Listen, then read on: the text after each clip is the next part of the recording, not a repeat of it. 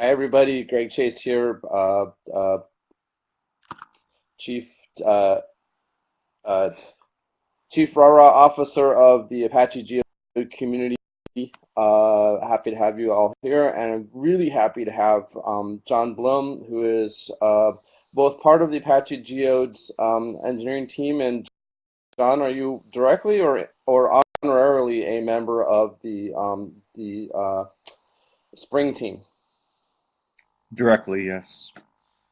Yes. So John is here to talk to us about a very powerful API to build Apache GemFire and Apache Geode applications uh, related to Spring. It's called Spring Data GemFire, and some of the best and actually fastest applications I've seen built have been built using this API. So really excited to have this overview. And so with that, John, take it away. All right, thanks, Greg. Morning, everyone. Um, this talk is kind of based on a talk I did last year at Spring One, combined with the talk I did recently up at the Toronto meetup group, which Luke Shannon, one of the field engineers at Pivotal, actually set up, and gave an introduction to Apache Geode and how Spring Data GemFire can simplify building applications on Apache Geode. Um, so a little bit about me.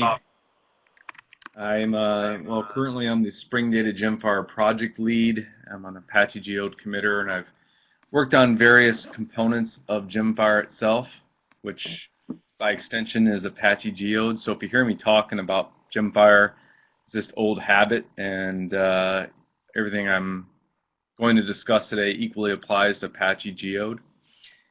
Some of the things that I've actually worked on within GemFire and Geode is the management monitoring interface, specifically gfish, a lot of the commands there. You see any of the lifecycle commands like starting and stopping locators, servers, and so on. That's got my name written all over it. Under the hood, there's actually a RESTful interface between gfish and the manager. So by default, it communicates over JMX RMI, but we can also actually HTTP enable gfish and send commands through tunnel through HTTP. That's useful in cloud environments where maybe you're hosting a cluster in AWS and you're using your tools locally. There's also a developer REST API for which I was the spec lead on, and we prototyped and developed. And then, of course, Spring Data GemFire. I've been working on Spring Data GemFire since version 1.3.3, and its current incarnation is in 1.7. So today I'm going to give kind of just a real quick, brief overview of what Apache Geode is, and then we're going to delve deep into, well, not too deep, but we'll cover some of the core features of Spring Data GemFire. Specifically, we'll look at how Spring Data GemFire can be used to configure and bootstrap Apache Geode. And then once you have your data inside of a data store like Apache Geode, the most important aspect of that is data access. How can you access that data?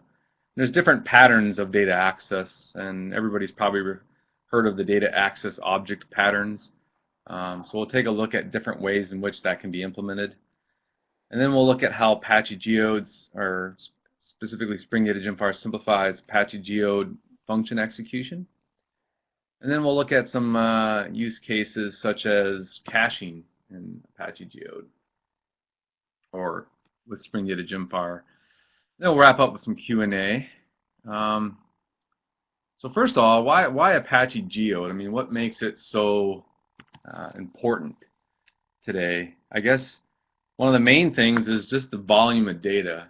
Since the social revolution, things like Facebook, Google, there's just been an explosion of data. And being able to process that vast amount of data requires new technologies, new systems to do that reliably and effectively. It's been said that GE, one of the partners with Pivotal in this journey, generates something like 300 terabytes of data, or 300 gigabytes of data per flight. And that's pretty much more than any operational relational database can handle, and especially in real time. So if you think of things like what GE's doing with their Internet of Things, especially the industrial internet, the rate of data, the amount of data and the rate at which that data is produced, the events, is extremely fast. So being able to sift through that, being able to weed out the noise and get to like meaningful, actionable results is very key, especially given the volume of that data. And then of course, data accuracy. The data needs to be accurate, needs to be correct in order to actually derive meaningful and impactful business results. So those are kind of the three things I really think, where Apache Geode is really, I guess, centered to address modern day needs of applications, given, the vast quantities of data, the rate at which those occur, and the importance of accuracy and being able to drive meaning in real time. So I've kind of come up with a little bit of a definition for what Apache Geode is. It's a distributed memory, compute, and data management platform. It can scale elastically to achieve high throughput and low latency to both big and fast data to power these applications in real time. So in order to address the volume and speed of data, you can scale out your cluster by adding new nodes. You can scale it up or down based on your demand. And as you scale up, your throughput increases because the number of operations you can achieve in a given time frame goes up with the number of nodes. In addition, the data has been basically intelligently distributed across the cluster to be able to optimize access, both read and write access. So that data has been, distributed, replicated across the cluster, and partitioned in such a way that it makes it efficient to access that data. And that's the key. We really want to be able to make the throughput and the latency of your data access really, really fast. So under the scene, how it works, all the data is stored in memory in the JVM heap. There will be options in the future, near future, I should say, to actually put that data in off heap as well. It'll actually obviously reduce the pressure on GC collections and so on. Geode functions as a distributed system. It's an in-memory data grid that basically pools your system resources across all the nodes in the clusters. And the primary resources here are being memory, the CPU, even the network. So as clients connect to different servers, they're routed and balanced based on load. And Geode actually optionally has the ability to store your data to disk, so it's durable. So these are some of the things that just characterize Apache Geode. Obviously it's open source, it's in memory, it's distributed. You can scale it out rather than up. It's preferred now to scale out rather than up. I mean, you can certainly add more CPU power, you can add more memory. That obviously helps, but that gets expensive. So, companies like Google and Facebook popularized low-end commodity servers to basically handle the internet scale that we see today.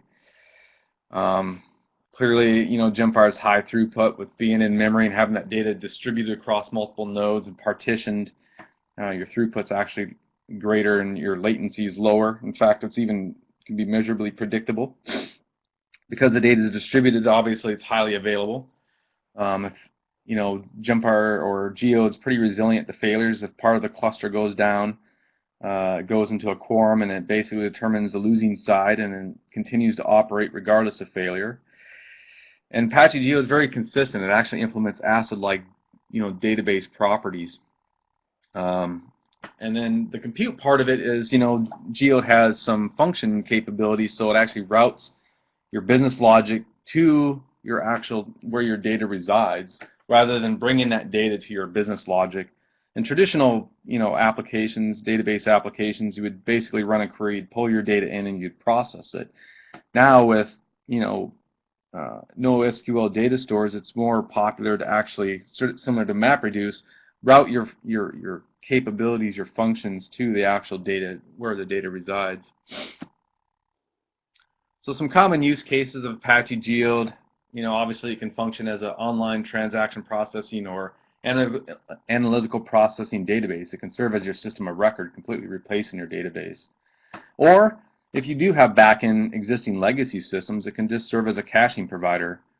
And you can use either Spring's cache abstraction, which actually integrates nicely with JSR 107. So Apache Geode out of the box, sort of indirectly through Spring Data GemFire, can serve as a JSR 107 caching provider.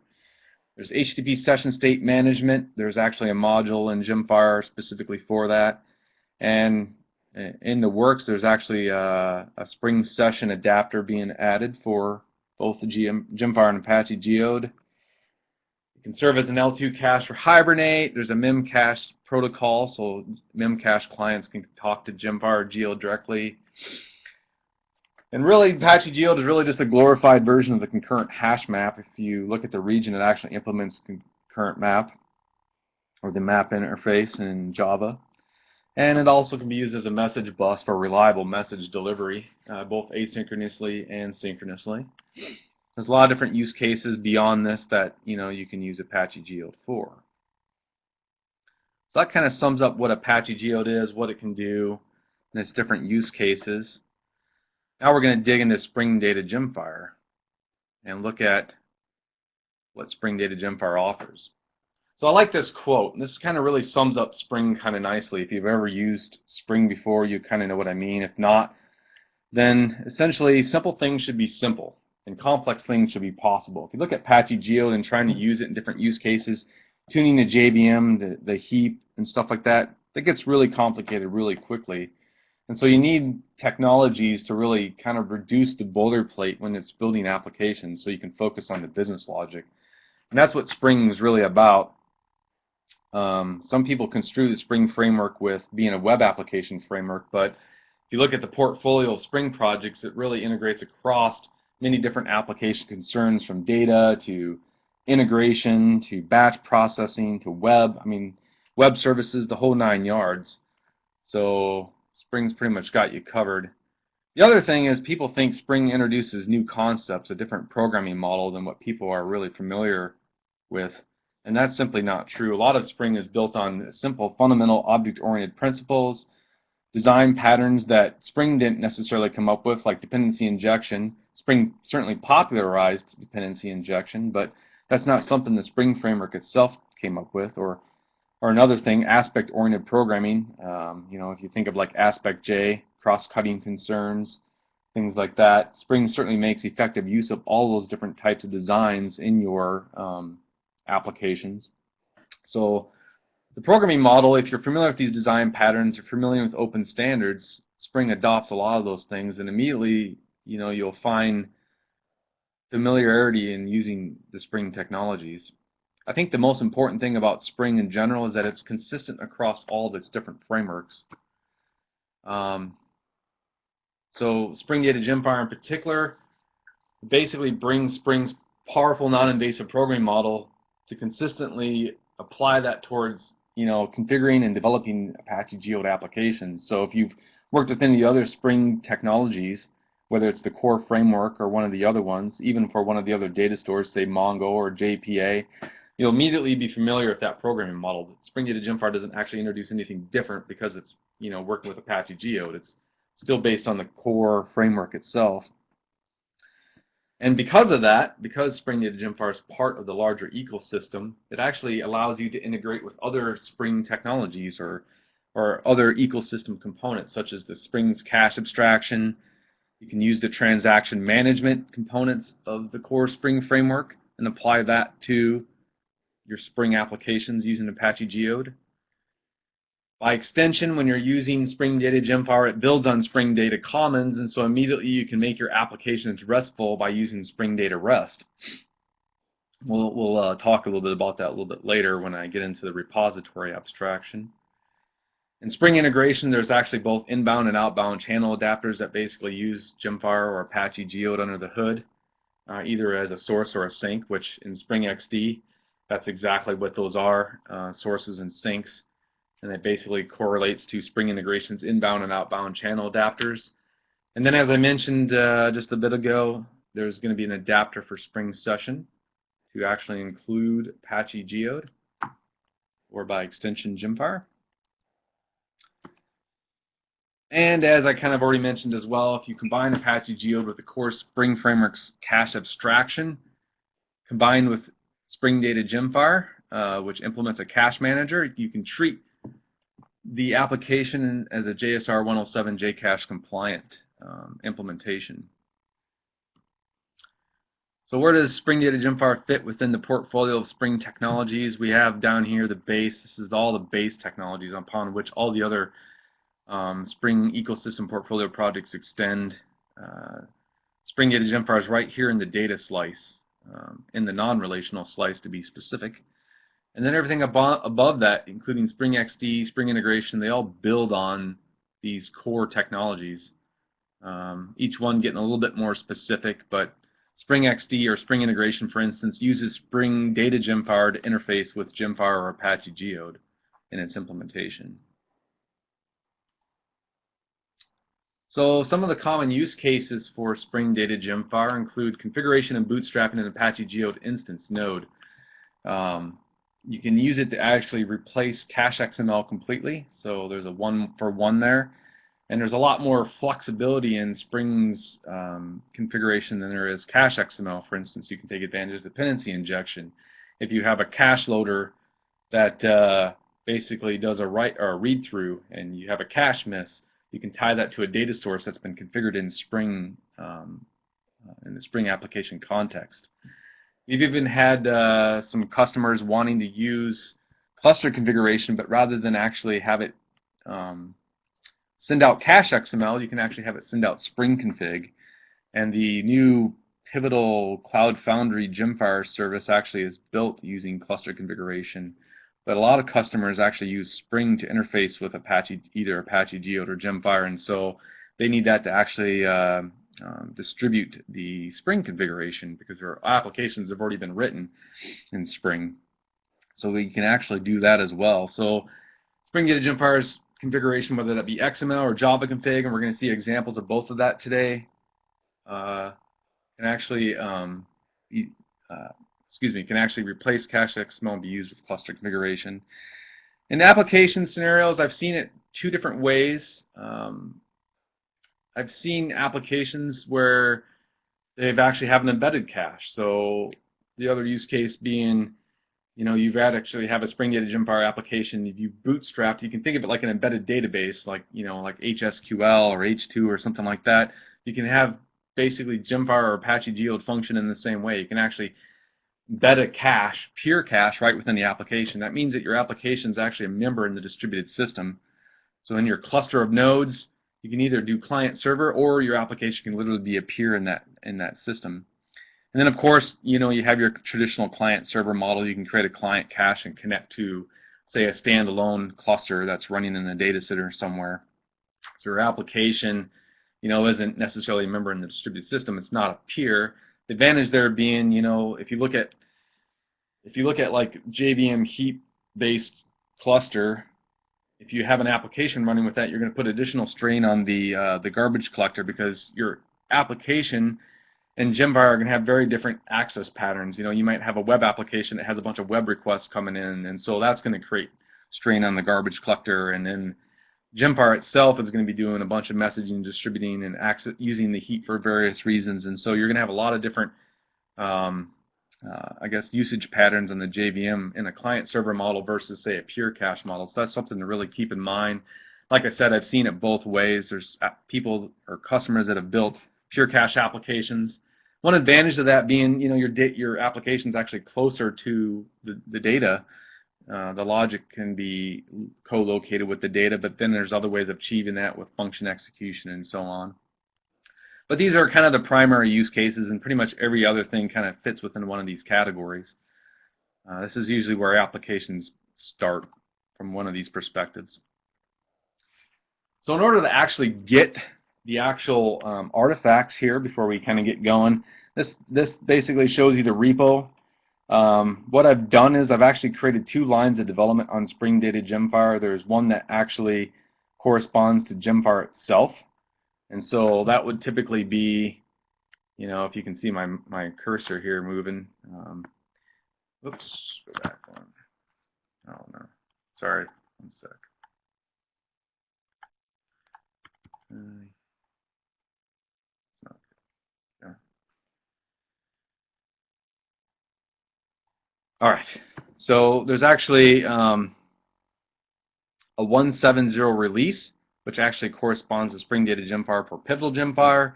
And then there's Apache Geode EA snapshots. Because Apache Geode actually hasn't been released yet, the Spring Data GemFire that corresponds to that actually doesn't have a release version either. But it's a snapshot like the build snapshots for Spring Data GemFire for Pivotal GemFire, and so it exists in the lib snapshot directory. So if you want to switch between, say, Pivotal GemFire and Apache Geode, all you have to do is switch the version qualifier here. It's that simple. You can either use a release version or RC, a release candidate, milestone, what have you. And if you want to use Apache Geode, of course, this is the only version qualifier tag that exists currently. Spring Data GemFire will actually pull in all the GemFire or Apache Geode dependencies that you need. So you don't actually have to include those explicitly unless you want to use Spring Data GemFire with a specific version of either. Again, there isn't a version of Apache Geode yet, but there are several different versions of GemFire, the latest being 8.2, but you can go back as early as 8.1 or 8.0 or whatever you might be using in a production environment or QA environment and use that as well. Generally, Spring Data GemFire is based on a version and it's upwards compatible. There are things that are backwards compatible as well. In fact, I heard of people using Spring Data GemFire 1.5, which is technically based on GemFire 702 with 8.2 or 8.1, excuse me. But eventually you're going to run into some API differences there and potential problems, specifically in the gateway stuff. But for Apache Geode, there isn't any gateway functionality there, so that's not really an issue. All right, so let's talk about the first use case. There's Spring-based configuration. So if you're familiar with Apache Geode, in fact, this talk kind of assumes that you already worked with Apache Geode or GemFire in the past, and so you're familiar with its configuration models, XML or the newer cluster-based configuration. Spring actually offers some additional configuration options. You can use XML, being Spring XML, and you can also use Spring Java-based configuration. So I'm going to jump over to my IDE here. If anybody has problems seeing it, please let me know. I will expand on that a little bit. So I have a project here that I'll be using for Spring 1 next week. And in it, I have some files for configuration. In the simplest case, in order to actually bootstrap or configure and bootstrap a GemFire instance or node, and specifically a pure cache. So Spring Data GemFire actually has two namespaces. One namespace is used to basically configure GemFire, create regions, create indexes, define functions, all that stuff. You generally start with the cache first. So this is a pure cache because it's GFE cache. The client cache is GFE client-cache. So then you actually have a client cache-based application. But this is a pure cache. And it's not really that interesting. There's nothing that I'm adding here. But it's simply just illustrate that this is the minimal amount of configuration that you need to basically get a GemFire node going. I have a lazy init set to false because nothing will happen if it's lazy init. By default, Spring Data GemFire is a lazy init system, meaning that if you don't have any other configuration defined like a region, it won't actually start a cache. So your node will be even less interesting. It won't even be a GemFire node. But by setting lazy init to false, I can actually get a cache started up with nothing in it. And I give it some basic GemFire properties. So these are just your system properties. You can define them externally on the class path. You can put them in your working directory. In fact, you can use any Spring-defined resource location. So you see up here in this commented out properties section, I used class path explicitly. You can also use things like file or even over the network. So Spring has a resource abstraction that has some well-known or predefined prefixes that you can use to locate things like GemFire properties and such. And then I've got some other configuration here. Basically, this is a standalone loaner peer node because MCAS port is set to 0 and I don't have any locators. I've got the log level set here. Real simple GemFire configuration. And in order to bootstrap that, let me jump over to the bootstrap project here real fast. I have a real simple Spring application. There's different ways of bootstrapping GemFire, you can use a simple name class like I've got here. You can use Spring Boot. You can use gfish. There's all different types of ways and manners in which you can actually get a Spring application that uses GemFire going, or Apache Geode. In this particular case, all I got here is, in Spring, you start with an application context. That's basically your container. It's Spring's lightweight container for basically running Spring applications. Auto-wiring them, using dependency injection, everything starts with a Spring application context. And in this particular case, I'm using the class path one, so it expects to find the configuration on the class path. If you look at my configuration for this particular application, simple Spring application, I'm actually passing it that XML file we just saw.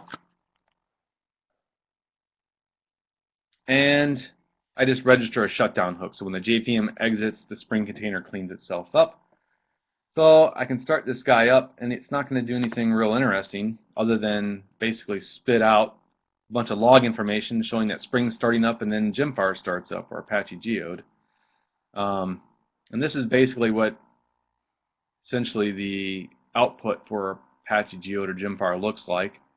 Basically spits out a bunch of system properties and then shows that I'm a loner, initializes the monitoring region, and it just basically exits because there's nothing that basically keeps it from running. There's no cache server, socket listening for clients, no locator, nothing. So we're going to do a slightly more interesting configuration here. We're going to start with the useful one. Now we're getting a little bit more complex. We've got some application properties and we've got some GemFire properties. In this particular case, I am going to connect to a locator. In fact, this particular node is going to start its own embedded locator and it's going to connect to itself. So it's going to be a distributed system with a member of one. It's also going to start a manager so I can connect to it with gfish. And I'm going to create an example partitioned region here. Expand that a little bit so everybody can see that better. So I still have the same cache, and it's a pure cache, as mentioned before. It's a GFE cache, not a client cache. It's using the GemFire properties to configure GemFire. It's also using some property placeholders that you can define in Spring to basically initialize things. Like I mentioned before, these properties, either GemFire properties or your application level properties. In this particular case, these are the GemFire application settings. They can come externally. And then you can define this property placeholder, which will basically replace all of these configuration settings on GemFire with these properties defined in my context. And in this particular case, I've got a few things going on here. I've registered a cache listener, a logging cache listener. And I can define loaders, I can define writers. I can do a bunch of stuff. I can create indexes for this region. I really just kept it pretty simple here. We got a cache and a region. But what we're going to do before we start this guy up is we're going to look at the equivalent configuration in Java config. So in XML, I can define this in XML or I can define it in Java config. So that looks like this. You basically define an at configuration class. So Spring knows when this is an at configuration annotated class that basically you can define additional beans in context. In the context based on these methods. So they're all at beans. These are basically equivalent to your XML here. So you've got GemFire application settings properties object. It's basically just a bean that's of type Java util properties. And you can actually inject this by its ID into your application if you want. This is the same thing over here in your Java config. Essentially the name is derived from the method name if you don't actually explicitly name the bean. So the bean here has a name attribute. If I click on that, you can see it has a name here, so I can give it an additional name. Expand this a little bit so it's a little more visible. I define the same property placeholder. Again, I'm using the Java API, the Spring Java API, to define my bean. So this is essentially what the XML namespace is doing for you behind the scenes, but instead you're using the API directly because you want to define things through Java config. Here's my GemFire properties. Again, they're all identical. I've defined my cache, and as you can see here, I've got method parameters to basically my bean definition. So you can think of this method as your bean definition. So any method parameters are basically your dependencies, and Spring will actually automatically inject those for you. So for instance, GemFire properties, I've got a properties parameter here. So it's going to look for a properties bean within the application context.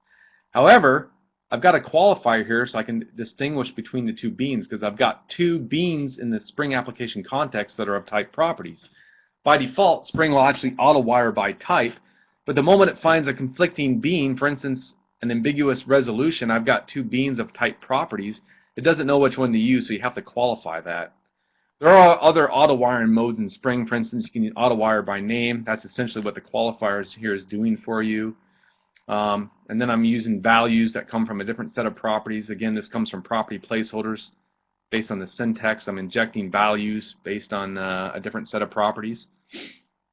And then I basically configure the GemFire cache using the cache factory bean. This is all using the Spring Data GemFire API now. So essentially, when you're using GFE cache, under the hood, GFE cache is creating an instance of the cache factory bean to configure an instance of the GemFire cache. And then I just set those properties of the cache, like the critical heat percentage, eviction heat percentage. I add the properties to it, and I return the cache factory bean. In Spring, a factory bean is essentially a component that's responsible for constructing an actual object instance. So what's returned isn't the cache factory bean itself. If I were to inject a GemFire cache into my application, you wouldn't be injecting the cache factory bean, you'd be injecting what the cache factory bean produces, which is a cache in this particular case. So in terms of patterns, this is the same thing as basically an abstract factory. An abstract factory is used to basically create a complex object, kind of similar to a builder. You can think of this as either an abstract factory or builder pattern. So Spring, when it sees a cache factory bean or it sees a factory bean, it knows to return what the factory bean produces, not the factory bean itself. Here is my region. I've explicitly named this particular bean because I want it to be capitalized. I don't want it to take the name of the method itself as the name of the region. I've actually created some attributes. Again, it's using property placeholder values to configure the region. So it's using the region attributes. If you're familiar with the GemFire API, you can configure a region using the region factory. Under the hood, it's using region attributes to basically configure things like your cache loader, a listener, a ton of different settings here on a region. And then that gets passed into the example region bean as a dependency. So the Spring context is going to look for a region attributes. Notice it's a region attributes, not a region attributes factory bean. That's because it's returning what the region attributes factory bean produces. And then I've defined a logging cache listener here bean, also a timestamp cache loader, and so on. So this is essentially, there's a lot of details here, but essentially this is equivalent to the XML configuration that you saw, minus the loader. I notice I don't have the loader in here, but I do have the listener in the XML configuration. So this is basically the equivalent Java config. So I've got a couple Spring Boot applications here. So this is a different way in which we can go about actually configuring GemFire. Again, going back to the simple GemFire application. Oops. Over here, this is just a simple Java class with a main method that basically bootstraps a Spring application context. While using Spring Boot, I can actually do it slightly differently. There is a main method for Spring Boot, and there's a Spring application class that basically gets everything started, and what I pass it is the name of my class, my containing class, and on it is a bunch of annotations that basically get everything going. The Spring Boot application just basically enables Spring Boot to basically auto-configure everything and do component scanning. Again, you can override some of those features in Spring Boot. I've overrode the Spring's component scanning annotation to specifically exclude my simple Spring Boot application. My other guy over here is basically just using the XML config. This guy is using the Java config. So you can do either way. You can import resource or you can import the actual configuration class. In this case, I'm importing the actual configuration class. And then I'm excluding the other guy so it doesn't get picked up and Spring doesn't get confused as to which configuration you want to use here. But essentially, this is all you need. Some customers have a stringent requirement that they can't do something like this. They have to use the tools that are either provided by GemFire itself or their application, in this case Spring applications, so Spring Boot. So if we start this guy, we launch him, we'll see that Spring starts up. This is Spring Boot's logo here. GemFire starts up.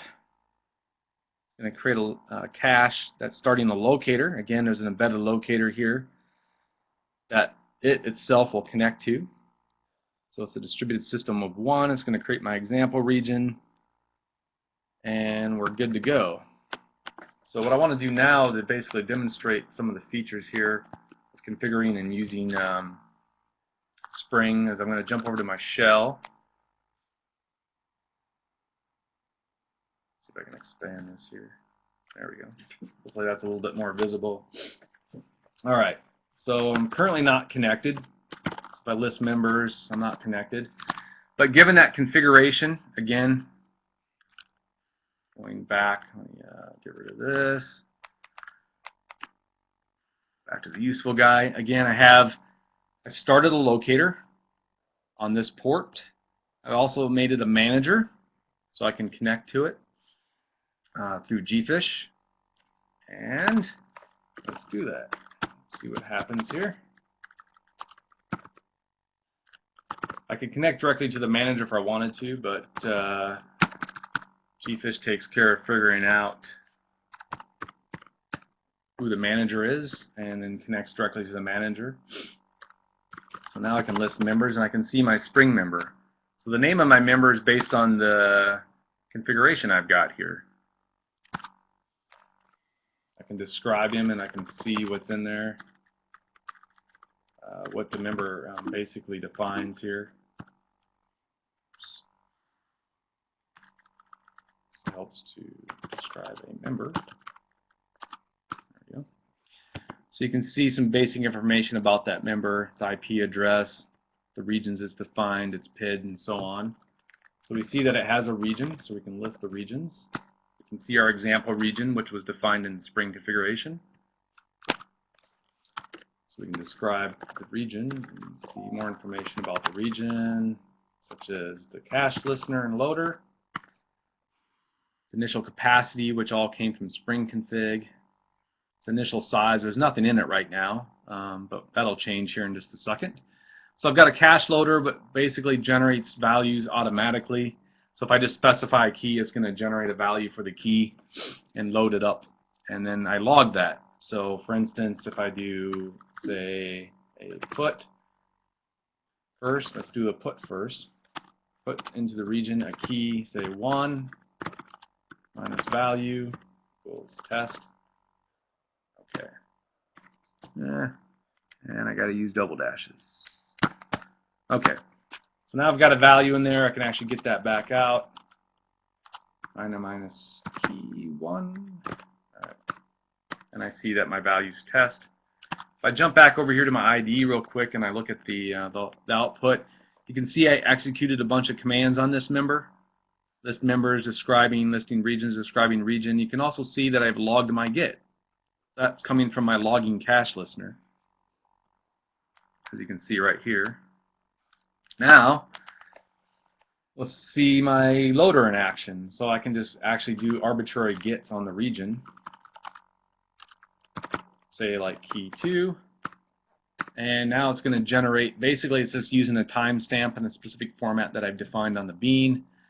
And it's just going to return the particular timestamp of the key I just created, or the key value pair I just created technically. So I can actually add another one. You see the timestamp here is changing. If I go back over here, you'll see that these values are being logged by my cache listener. So this is just illustrate that I've got, a few things I can do from a Spring perspective. I can wire up a cache listener or loader. There's much more that you can do here, but essentially I'm defining Spring beans and I'm configuring my regions, I'm configuring my cache, and I'm making things happen even from an external perspective, like say gfish. I can go in and interface to my, my member that way as well, in addition to my application. So a real simple example of configuring and bootstrapping GemFire there. Let's go back to the slides. So I've already kind of talked about this. This is the Spring Boot application example. And of course, I can get things going in gfish as well.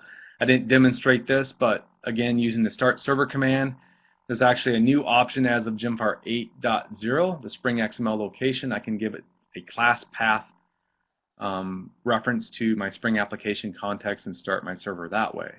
So if your jar files and your Spring configurations on your class path, you can actually wire up a server with Spring using gfish, for instance. So that covers the examples. So now that you've got basically Geode set up, you got it configured, you start putting data in it.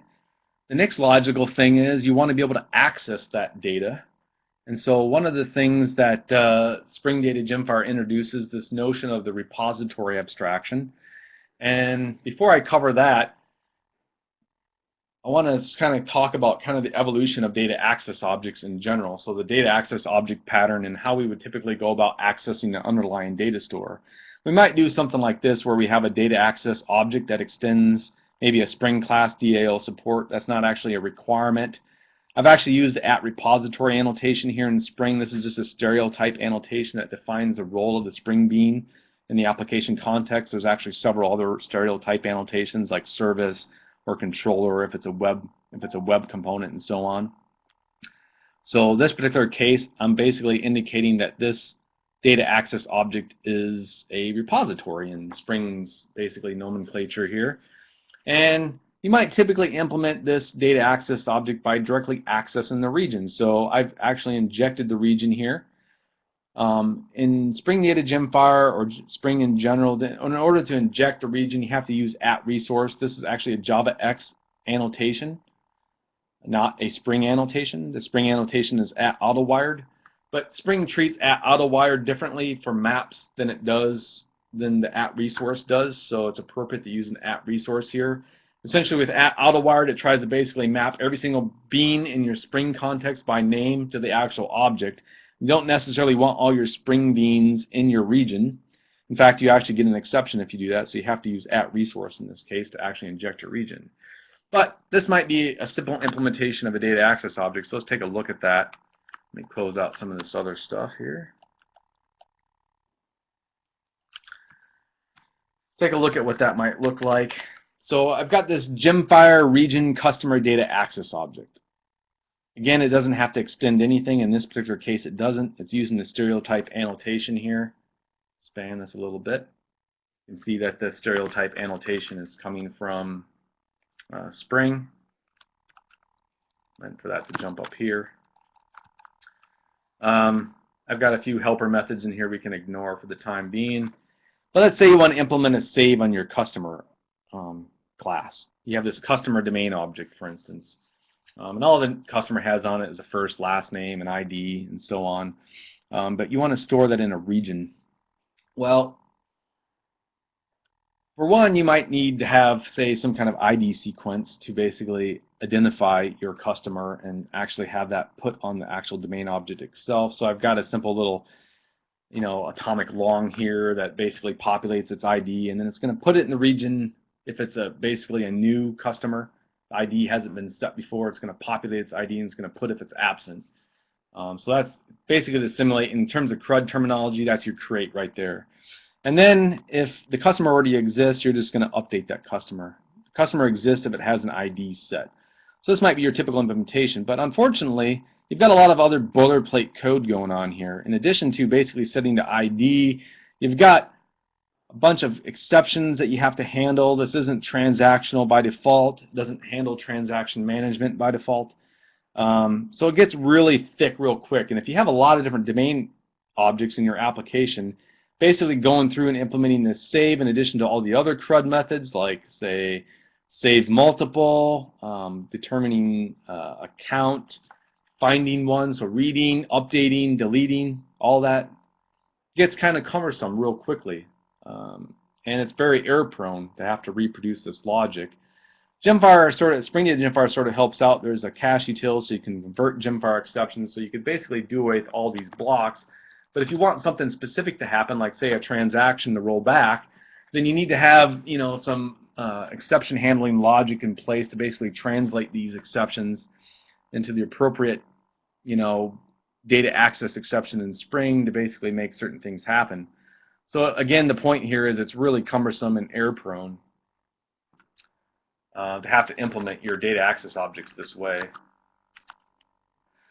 Another way to do it, of course, is to use, say, Spring Data GemFire's GemFire template.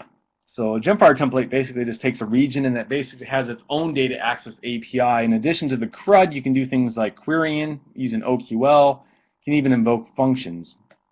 The advantage here is you can, it shields you from basically GemFire Geode API changes. If something changes in the API, like say the region interface changes, which may not be very likely, but if something changes, that the GemFire template will shield you from those API changes. The GemFire template will have to change, but its API itself doesn't have to change.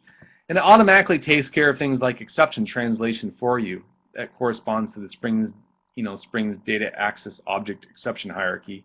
And if you're familiar with Spring, you can go to the documentation. You can kind of see all the different generic exceptions that Spring defines that basically correspond to data store exceptions like commit rollbacks and pessimistic locking exceptions and stuff like that. Plus, GemFire template automatically wires in with Spring's transaction management. So that's a fairly sizable advantage there, and it simplifies your data access objects considerably. So rather than actually interfacing directly with the region, I just have this GemFire template defined, and my operations are implemented in terms of the template. Again, I still have to set the ID on my objects and stuff like that. I still have to do low-level business level things, but it reduces the amount of boilerplate code in terms of exception handling. However, we can still do better than this. This is still fairly verbose, and it's still pretty error-prone because you're still implementing each CRUD operation. Every time you have a new query, you still have to go in here and you have to maybe potentially add a new method. You might be able to do something generically, but again, it's still error-prone and very cumbersome to have to do that. So Spring Data GemFire introduces the notion of repositories, and it builds on Spring Data Commons repository infrastructure. Effectively, all you need to do is define an interface that extends one of the infrastructure's interfaces, or specifically, you can extend Spring Data GemFire's GemFire repository. But if you just want to be generic, you can extend the CRUD repository. This comes specifically from Spring Data Commons. You don't have to be tied necessarily to GemFire. Then you can just extend this CRUD repository interface, and you get all the CRUD operations. In addition, you get querying support. So this is convention over configuration. There's no implementing that needs to go on here. You can basically follow certain naming conventions in your methods, and you can define very powerful queries. This makes it more portable. So if, for instance, you swap Geode or GemFire out with, say, another data access technology, JPA or Mongo or any other NoSQL store, these repository interfaces can immediately be used in other implementations. And even the same querying method. So for instance, I got a query method down here, find by name. This will generate an appropriate OQL statement. We're going to take a look at that in just a minute. Again, the repository infrastructure still uses the same exception translation and transaction management support that's already there and available. So what would a repository look like for a customer if it used the repository abstraction? Well, it would look essentially just like this. We'd have a customer repository interface that extends either GemFire repository, which essentially extends CRUD repository, so you get all the CRUD operations. You can see here it extends CRUD repository. And on that, it basically defines all your CRUD operations, creating with save. Essentially everything that I was implementing by hand into my data access object. The ability to read, update, and delete, all of that's been already implemented for you. The only thing that isn't implemented is obviously querying. There's no specific query methods other than these finder methods, but basically define queries is very simple. All I need to do is define a method following a certain convention. Usually starts with find by, and you can actually say find by customer here. So it can be, excuse me, customer. So you can either be very explicit, or because the customer repository is tied to a customer domain object here. So this is your domain object, this is your key type. If I click on customer, the repository infrastructure knows what region it goes to because there's an @ region on your actual bean or your domain object itself. So it can derive the region without you actually have to explicitly list it out. And then you can define, say, predicates on your query, like, say, last name. So a customer has a last name. I want to qualify by last name. And then you define a method argument that actually contains the actual value for the placeholder in the query. So this is the query that this particular, the actual OQL query that the repository method will actually generate under the hood for you. But you don't have to implement the method. All you have to do is define the method. Excuse me, only have to do is declare the method in the interface, and Spring will take care of, Spring Data GemFire in particular will take care of generating the appropriate OQL statement. You can get a little bit more fancy here. You can say find customers with accounts. In this particular case, I had to implement it as a raw query, so there are some limitations of the repository interface. For instance, you can't do complex joins. That would be very difficult to do in a method name. In addition to that, a repository is typically confined to one particular domain object, customer. So customer is tied to customer's region. Therefore, you can't really generally join with accounts. So you still have the option of defining the query in a raw form, but you lose portability in doing that.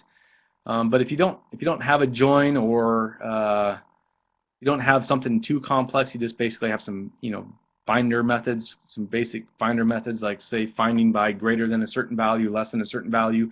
They can be implemented using the Spring GemFire convention. In addition to that, Spring Data GemFire actually introduces some additional annotations to take advantage of some of the query extensions that a query language might introduce, like, say, debugging. You can actually debug all the query statements in GemFire by using a GemFire system property. However, maybe you just want to debug one, so this @trace annotation actually enables debugging for just this specific query. I can limit the results to, like, say, 10, and I can actually take advantage of certain indexes. If I have more than one index, I can just add an array notation, and I can add another index, or something like that. So I can actually give the query hints as to which indexes it should potentially use. The query engine should use to actually process that particular query. So I can define as many different query index hints as I want here. There's actually @import too. So if you're familiar with OQL a little bit, and you have to qualify your domain types. Like, maybe you have different customer objects in your application. You might have, like, say, org example customer, and then maybe you have an org example vendor customer or something like that. You can actually distinguish using the @import annotation. So there's a few query language extensions that are done by way of annotation, so that you're not having to resort to this OQL specific syntax here using the @query annotation. So that's really powerful abstraction to basically define queries, and all I have to do is add a new method, declare a new method, and follow the convention, and you get a new query. So jump over here to my browser here for a second. If you go to Spring Data GemFire's documentation, you can kind of see what those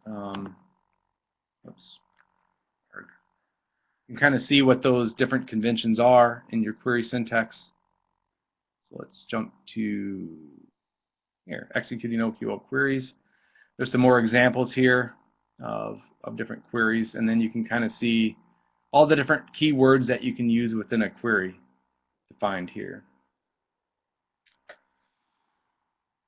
All right, so that's the repository abstraction in a nutshell. Essentially, I can have a data access object defined by just implementing an interface. I have already inherited basic CRUD operations. I don't have to define any CRUD operations. All I need to do is concern myself with the queries that my applications might need, either by method naming conventions, or if you have really complex cases like joins or a really complex nested object hierarchy that isn't expressible through the naming convention, you can use the @query annotation to find the query yourself. And the repository infrastructure will identify this query, and rather than using the method name, we'll just use the raw query itself. Again, those aren't portable if you're considering, like, say, swapping data stores, but generally that's not a concern for most applications, swapping data stores in the middle of an implementation. Usually it's the case where you're using multiple different data stores, so maybe Spring's caching abstraction will become more pertinent there, and we'll take a look at that in a bit. So that's the data repository abstraction. So we went through the examples. Function support. Another very powerful feature of Spring Data GemFire is function annotation support. So if you're familiar with working with GemFire or Apache Geode functions and how you create them, how you invoke them, the API can become very cumbersome really quickly, especially when it comes to processing those results. So Spring Data GemFire effectively simplifies that by making your implementations implemented with POJO methods, so basic plain old Java object methods. And invocation uses the familiar object-oriented notation. So I just want to invoke it as any other object in my application. I don't want to have to, use a specific API to basically invoke a function. I just want to treat it as an object. And there's different function execution targets that you can invoke. You can do on servers or on server, and that's from the client side only. So I can have a function execution interface that targets a server from the client. If I'm on the pure side, if my Spring Data GemFire application is a pure cache, then I have that on member or on members annotations to target functions. The on servers is not available. That's only available from the client. Likewise, on member and on members is only available from peers. And then on region, I can target a specific region, and that applies to either clients or peers. So these are just the different types of function executions I can do. But first, we need to start with the implementation. Like, as I said, that's a simple POJO method. So I might have a customer function here where I'm updating the address and phone number of the customer, and then I'm returning that customer back. This is just a simple method defined on a class, a Java class. I might have more than one function defined. So rather than having separate classes for all your different functions, that implements Geode's function interface or extends the function adapter class, I just have these methods, and Spring Data GemFire will take care of basically registering and deploying that function in the GemFire cluster. So it's very simple. Just whatever signature that you want. You can even use specific conventions that or specific types that GemFire would expect. Like, you can import your function context. You can get a reference to the result collector. You can inject any of that stuff. You can even filter based on keys, and we're going to see an example of that in some code. Then you just need to wire it up. If you're using component scanning or annotation config, you basically don't need to have this declaration below, but if you want to be very explicit about it, you just define a bean, an anonymous bean. An anonymous bean is one that doesn't have an ID or a name. So it's injectable, but it's not immediately obvious how to inject that into your application. But if you don't want to do that, you can annotate it, your function, your POJO class, with a stereotype annotation. This is the base stereotype annotation in Spring @component. All the other stereotypes inherit from this guy. And if you're using annotation config or specifically component scanning, and you scan through your class path and it finds this component, Spring will automatically auto-wire this guy up and basically register your function and do all that jazz. All you need to do in your Spring context is define this annotation-driven annotation, or XML element, to actually enable the function annotation support. So that's what the implementation would consist of. You start with this GemFire function annotation. You might have an @component stereotype annotation on your POJO. That gets everything going. So how do you execute it? Well, you define an interface. Again, it's just interface driven. Spring Data GemFire takes care of actually creating the logic to call that function based on the annotation. So if it's an @onRegin annotation, it knows how to basically invoke GemFire's API or Apache Geode's API to do an on-region function execution. All you need to do is match the signature of your interface method to the actual implementation method, and you can execute your function. So inside of your application component would look a little something like this. I can actually inject this customer's function execution interface into my application. Under the hood, it's actually a proxied object that has an actual implementation, but you just inject the interface, and Spring Data GemFire will take care of, or Spring will take care of actually injecting the actual object that implements that function execution into your application component. And then you can call it just like any other object. Customers function.update and update your customer, for instance. The only thing you need to do is declare the GFE data namespace, so the other namespace in Spring Data GemFire function executions element, and give it the base package for your function execution interfaces. So you can see here that this is defined an example app function executions. I just give it that base package, and basically Spring will scan through that package on the class path and find any interfaces that specifically implement one of the, or annotated with one of the target function execution annotations on region, on server and servers, on members. Again, you have to be conscious of the peer client environment, whether your application's a client cache or a peer cache, but Spring Data GemFire will do the right thing in terms of invoking the right necessary Geode API to invoke this function. So let's take a look at an example here. Jump back over to my IDE.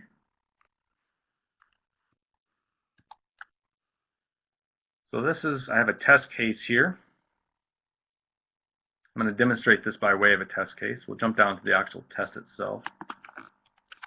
So the test is just going to do a function execution. And it's actually going to combine that with some repositories. So I've kind of saved the demo for repositories to here to use the repository to actually filter the key set that's actually going to get passed to the function. So that's where the repository comes in, and it's going to use the function and it's going to update something. And then we're going to assert some stuff about that particular function invocation. So this particular test, all it does is it's going to create some programmers. So a programmer is just a type that essentially extends this person type that I have defined, and the person's just got a name and maybe some other attributes, date of birth, I can't remember exactly. Okay, a gender and a date of birth. And then the programmer also has a reputation, and it defines what programming language that the programmer programs in. So back to the test here. I create a bunch of programmers. I'm going to add them to the programmer region. So back over here at programmers, you can see that I've actually added @region annotation on it, and I'm actually storing programmers in the programmer region. So in my test setup, I just create a bunch of programmers. I associate what language that they're a part of, and we go from there. As I said, I have a repository implementation here.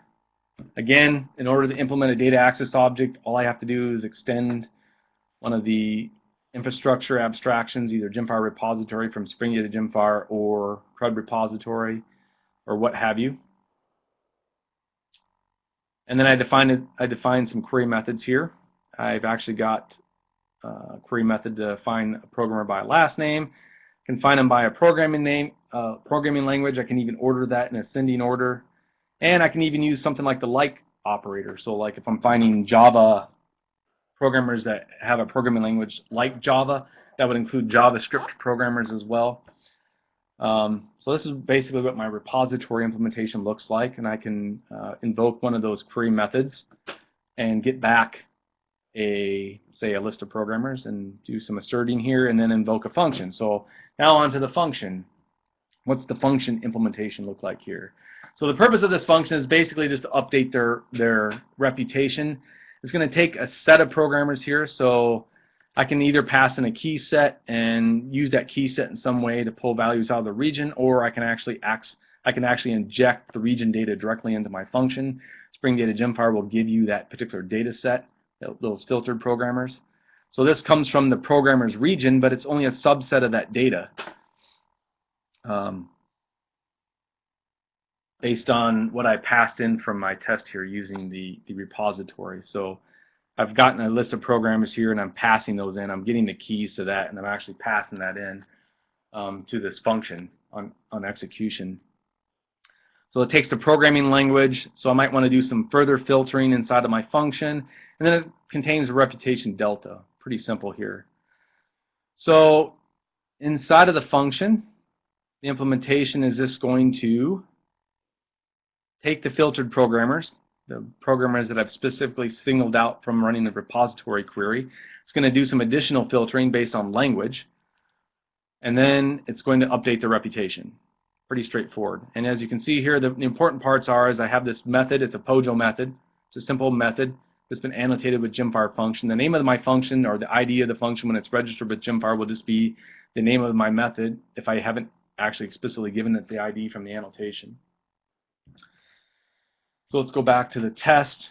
So that's the actual implementation, but the way I actually interface with the function isn't by the actual implementation, it's by way of the actual execution interface. So when I come over here, I have an execution interface that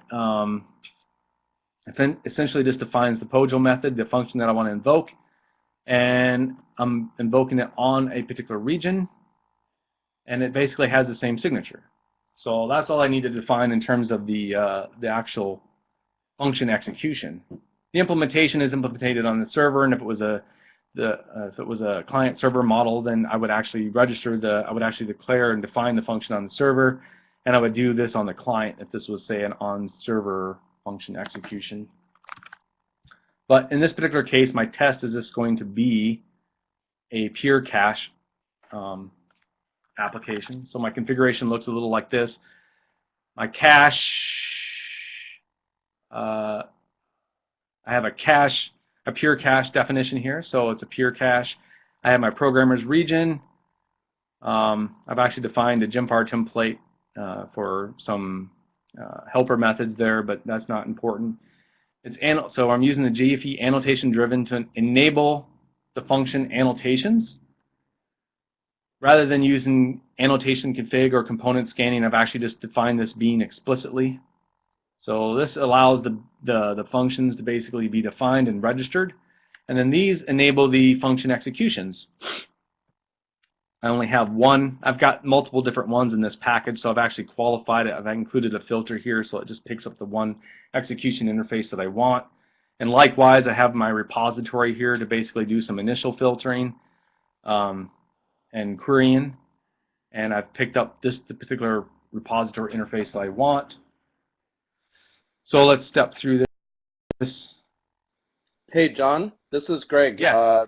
Really, really great demo. But we're about 10 minutes over. Do you want to set expectations for anyone who wants to continue to watch the remainder of your demo here? How much longer do you think we'll be going? Yeah, just about 10 more minutes. No problem. And this is recorded if anybody wants to review this later. Okay, so in my repository, I do an initial filter here. I've got different programmers by different names, of course, and different languages. So I'm just interested in the does. I get a list of the does, and then I invoke the function. I want to update their reputation.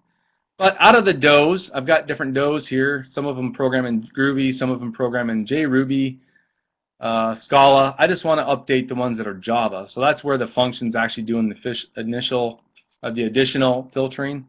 But I'm passing it an initial set of keys that I want it to filter. And then essentially the test just goes on to make sure that only two people, the two does that actually program in Java, John Doe and Sourdough, have been updated with the reputation. So if I run this test, you'll see that that happens. So it uses the repository, it invokes a function, it collects the results, and it does some assertions. So it's pretty straightforward. All this code will be actually posted to GitHub here real soon, and Greg, or I'll work with Greg or someone to actually send out links to the presentation and as well as the source code. So if we run this guy, I think which GitHub are they in? it'll be in my local GitHub repository. It's not there yet. Okay. One option is we can put it into the Pivotal open source GitHub where the other Geode demos reside. Sure, yeah, I can publish it there too. It'll actually be published next week after Spring 1's over. There'll be a Spring 1 repository there, and a lot of the stuff will go up Yeah, there. in that case, we should just link to that in a week. Yeah, sounds good. So this is in the process of starting up GemFire. It's using the configuration over here, bootstrapping the pure cache, creating your region, defining your functions, and so on. And then it runs the execution successfully. And you can play around with this example. So all these examples are working examples. All right, let's go back to the presentation. Spring's cache abstraction. So I talked about Apache Geode or Pivotal GemFire being used as a caching provider in an application. Some customers want to abstract out Apache Geode or GemFire so much that they only want to interface to it through Spring's caching abstraction. So even though it's their system of record, they actually do everything through the caching abstraction. And if you're familiar with that, there's basically a bunch of annotations that you use to cache objects inside of Apache Geode or GemFire. That cacheable, for instance, will actually goes on a method, so like a service method. It's typically used for very expensive operations where that it produces the same result no matter what, given the identical input. And so those results can be reused. So if that's a very expensive operation, like it's CPU bound or IO bound, it's a very good use of caching in that particular case. So the method will actually be invoked if the value isn't actually in the cache.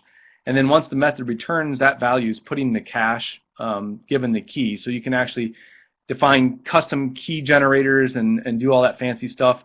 But in out of the box, it just uses your method arguments in an aggregate way to define the key. And then the return value is cached under that key. So the @cacheable methods will only be invoked if the value is not in the cache, and then once the method's invoked and executed, that value is put in the cache. So subsequent invocations will only be invoked if the value is not in the cache. Or likewise, if it is in the cache, then it'll forego the method execution. There's other annotations here for evicting stuff from the cache if you want to trigger a cache eviction, or if you just want to do an update, which means that the method will be executed regardless. You just want to update the cache.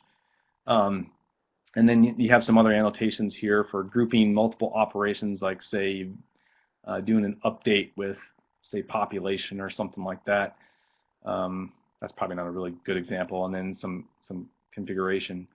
So this is how basically how the Spring's cache annotations map to the JSR 107 JCache annotations. So rather than using these on your service methods, you can use JSR 107 JCache annotations directly if you're using Spring Framework 4.1.x, I believe. And you can see more about that in the Spring Framework's reference documentation. So this is what it would typically look like in terms of your configuration. All you need to do is essentially enable caching in Java config, which over here in XML would be done through the cache namespace, annotation driven, and define your cache manager. In this particular case, we're going to use GemFire or Apache Geode as your caching provider. So you just have to declare a cache manager using the GemFire cache manager. And that enables caching in your application. So let's take a look at a quick example, and that will conclude the demos. So I have a service, startup quote service. If you're familiar with startupquote.com, there's famous quotes from different, basically startup founders or entrepreneurs, yeah, you can get a quote of the day if you will, from startupquote.com. And so this guy wrote some guy on GitHub wrote actually an interface in Go, a web service to that. So what I did was I said, well, it's expensive to go off and get a quote every single time. If you got a lot of different, applications all interfacing to this basic web service, it's hammering it.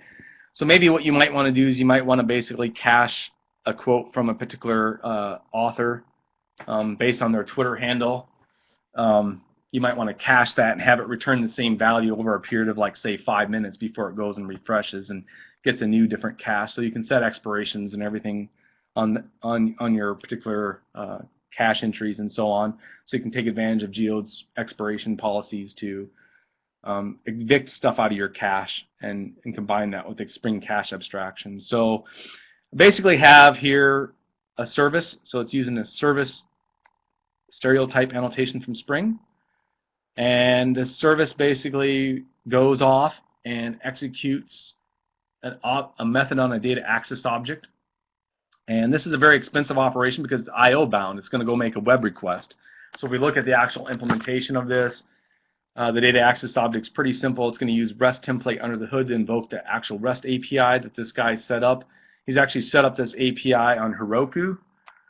And like I said, it's implemented in Go. And all it's going to do is it's going to make a web request to one of these endpoints. So you can just get a random quote from any author with this URL, and you can get another one based on the specific author. So that's the implementation of my service method. And I've actually got a helper method here to determine whether this was a cache miss or not. So my test is going to assert that. So if the quote's actually by this author is in the cache, then it's just going to return what's in the cache, and it's not going to invoke this method. However, if there is no quote in the cache by that author, it's going to go and invoke this method. So I've used a Java configuration here. I've configured GemFire, so this is kind of familiar with what we've already looked at through the configuration. The interesting bit here is I've got this quotes region. And then in my application configuration, I've defined my cache manager. So this is what we saw on the slide. So I want to enable caching, and I need to define a cache manager so that it knows to use GemFire or Apache Geode as the caching provider. I've also defined the beans for my service class and my data access object. And I've injected the data access object into my service class. So I can define dependencies multiple different ways. I can either define it through a direct method invocation if that method doesn't take any arguments, or I can define it as parameters on the actual, bean declaration method. What Spring does is actually proxies this because proxies this class, and so all beans by default are singletons. So what you get back here is the same actual instance of the startup quote DAO, even though I'm invoking this method. But because this startup quote service is a singleton, this only ever gets invoked once anyway. But if I were to continually invoke this, it gets the same object due to the proxy. That's just a tidbit note there for Spring users. So what we want to test is we basically want to test getting a random quote from an author. We assert that it's not null. We assert that that's a miss. What I'm going to do then is I'm going to get the text out of that quote, and I'm going to basically get another quote from Paul. This is Paul Graham, if you're familiar with Startup Founder. He's the part of the Y Combinator incubator for startups. And then it's going to assert that the contents is the same. Then we get another quote from Marissa Mayer, Yahoo CEO, and we assert that that's a cache miss again. So it's just going to test the caching abstraction on the caching service here on this service method. So if we run that guy, we would expect that to pass. At the first time we have a cache miss, the second time we access that, it's a hit. And when we grab a different quote from somebody else, that it's again a cache miss, and again it's green. And I was trying to reduce the logging output here in this test case, and I'll clean all that up before I publish the code, but you can actually see the quotes that were actually retrieved from the service from both Marissa Mayer and Paul Graham here in red. So that's essentially the caching provider abstraction that Spring gives you for Apache Geode and Pivotal GemFire. So that's our example. In conclusion, I've got a bunch of references here. I've got the project page for Apache Geode listed here, along with ways to contribute and ideas of what to contribute to. You can see more community events coming up for information on Apache Geode, along with the documentation, source code, where you can file issues and where you can ask questions on Stack Overflow. And similarly, I have the same information here for Spring Data GemFire. There's a lot of activity, especially in Stack Overflow, for using Spring with Pivotal GemFire right now, not so much for Apache Geode, but essentially all those questions translate to Apache Geode as well. And if you want to get even more connected and see more specific examples of Apache Geode in action, both Luke, Shannon, and I will be presenting at Spring 1 next week. Our session's on Tuesday at 10:30, and we're presenting on highly scalable Spring applications within memory data grids, and we're specifically talking about Apache Geode here. And that's it. That's everything. Thanks for sticking with me. If there's any questions, I'll be happy to answer them now.